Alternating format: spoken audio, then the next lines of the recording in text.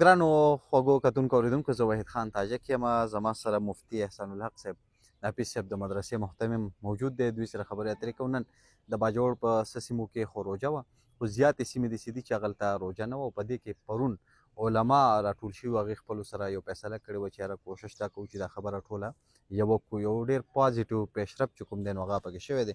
په دې هکله ورسره خبرې کوم. مفتي صاحب ډېره مننه چې راته وخت مو راکړلو. لږ راسره ووایې چې څه پیشرفت شوی دی، څه فیصله شوه. بسم الله الرحمن الرحیم. وحید خان زه ستاسو ډېره مننه کوم چې راغلی او تاسو موږ له وخت راکړو او زموږ د اواز د دنیا ګوټ ګوټ ته چې کوم دی رسوئ.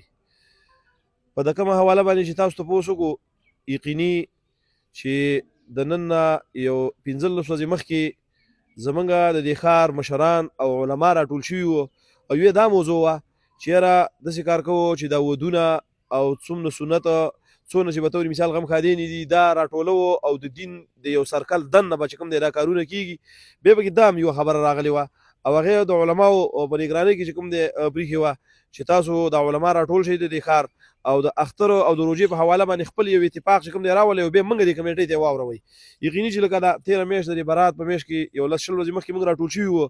د دې ښار چې کوم علما کرام دي تقریبا 23-24 علما کرام او دا جوماتونه هم دغه 23-24 جوماتونه دي قریبا څه کم و بیش هغو راټول شو. هغو هم داسې ویله چې او موږ به داسې کوشش کوو د دې ښار د علما به یو متفقه رای قایمو چې هره سبا روژه شته یا نشته، سبا اختر شته او یا نشته.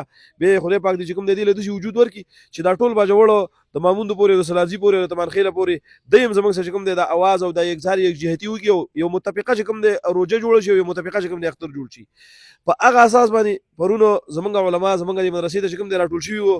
زه اورېدونکو ته دا یوه خبره کومه چې اورېدونکو ټیک دا په دې کار کې به دا یو زما د اندازې مطابق یو نوی کار دی، زموږ د یاداشو نوی کار دی. نور زما نه مخکې چې کوم دی ډېر لوی لوی علما کرام د نن 20 کاله مخکې او 30 کاله مخکې او 40 کاله مخکې راټول شوي وو، هغو هم د دې اتفاق لپاره ډېر کوشش کړی و.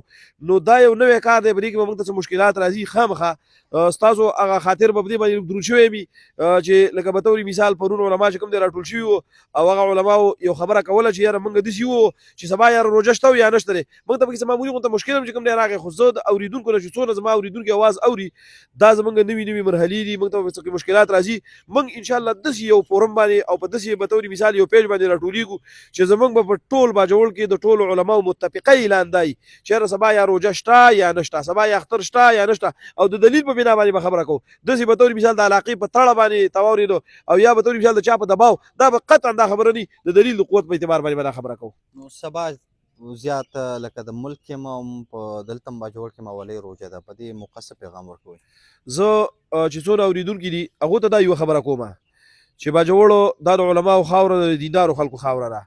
پرونو چې کومه به طور مثال یو مختصره کمیټي راټوله شوې وه او د دې ښار نوجوانان علما هم پکې وو، څه مشران علما هم پکې وو، خو هغه څه د عذر په بنا باندې به نه راغلي. لکه زه ټولو اورېدونکو ته خصوصا چې د چا نه به طور مثال دا کار کېږي چې هغه د حکومت اعلی عهدیداران دي او مقتدر طبقات دي، به طور مثال کم زمونږ دلته چې کوم دغه ناستی دی ډي سي ناستی دی یا به طور مثال زمونږ ډي پي او حضرات ډي پي او صاحب چې کوم دی دا ناستی دی، هغو نه دا خواست کوم په دې باجوړ کې چې دا چې دا علما دي. لکه زه به داسې ووایم د ماموندو په سطح باندې شیخ عبدالجبار دی، په دې ریاست کې مولانا عبدالمتین صاحب دی، زه به داسې ووایم د سلارزو په سطح باندې چې کوم دی مولانا عبدالرشید سنیټر صاحب دی، داسې په دې تمانخیلو کې چې کوم دی د ارنګه پورې او د برنګه پورې چې کوم دی جید علما کرام دي.